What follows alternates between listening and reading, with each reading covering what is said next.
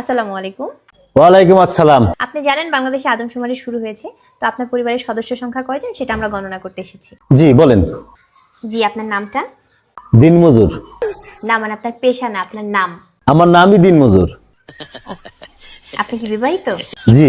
কয় বছর হচ্ছে বিয়ে করেছেন? 1 বছর। আপনার কি বাচ্চা আছে? জি 2 জন।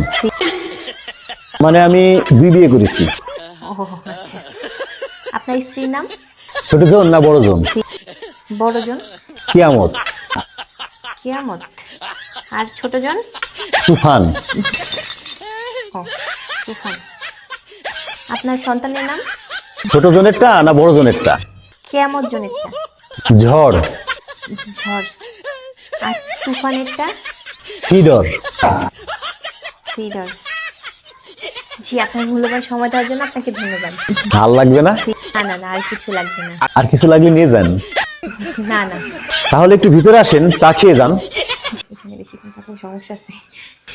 না না না, আর কিছুই লাগবে না। আপনাকে অসংখ্য ধন্যবাদ, ভালো থাকবেন।